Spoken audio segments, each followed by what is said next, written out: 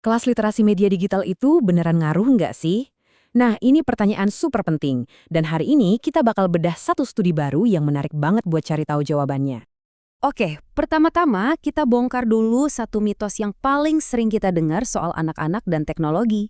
Pernah dengar istilah digital native kan?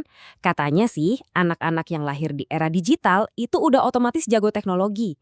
Tapi emang beneran gitu? Ternyata riset bilang sebaliknya loh.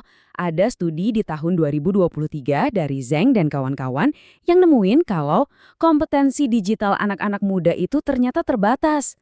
Wah, ini bener-bener nge-challenge semua yang kita kira kita tahu ya. Jadi intinya gini, anak-anak itu mungkin jago nge-scroll atau buka aplikasi ya, tapi mereka sering banget kurang skill yang lebih dalam. Kayak misalnya mikir kritis soal info yang mereka lihat, atau gimana caranya jadi warga digital yang baik dan bertanggung jawab. Nah, disitulah masalahnya. Nah, karena ada kesenjangan ini, para peneliti akhirnya bikin sebuah eksperimen buat cari solusinya. Yuk kita lihat gimana mereka ngetes langsung soal literasi media digital ini. Jadi ceritanya gini, ada program eksperimen selama 10 minggu. Yang ikut itu 58 siswa kelas 5 di Beijing.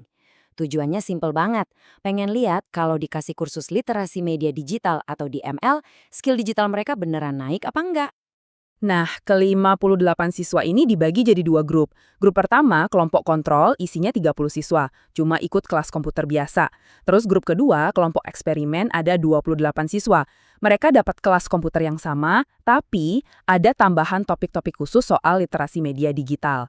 Wah, ini settingan yang pas banget buat ngebandingin hasilnya kan?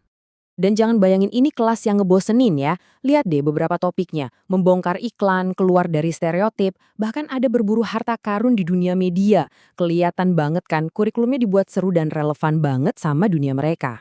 Terus, gimana hasilnya setelah 10 minggu? Apa sih yang beneran berubah? Nah, disinilah ceritanya jadi super menarik.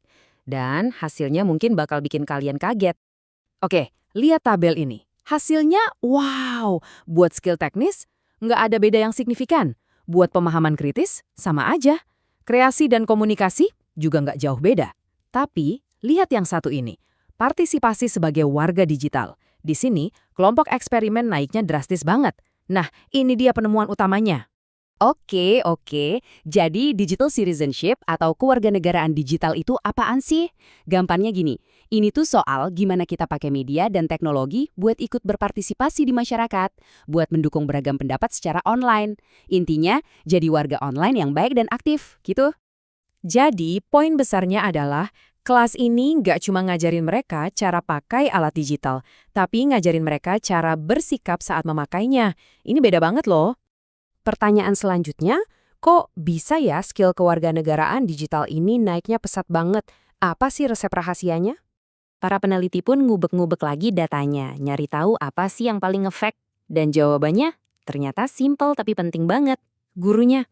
Yap, peran guru ternyata jadi faktor penentu kesuksesannya. Nah, diagram ini nunjukin bedanya dengan jelas banget.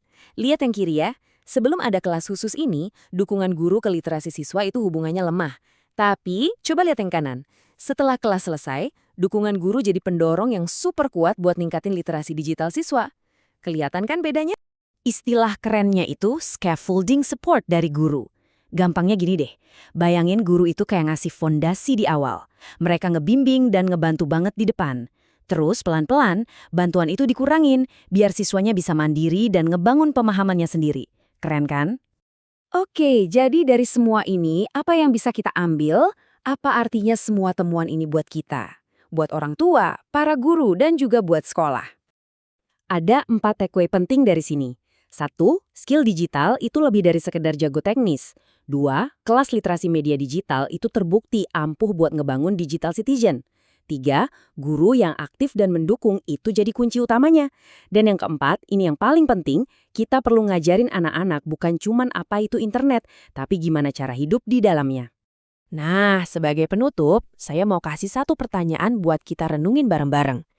Coba deh pikirin, sekolah di sekitar kita atau pendidikan yang kita kasih ke anak-anak, itu baru ngajarin cara pakai internet atau udah sampai ngajarin cara hidup di dalamnya?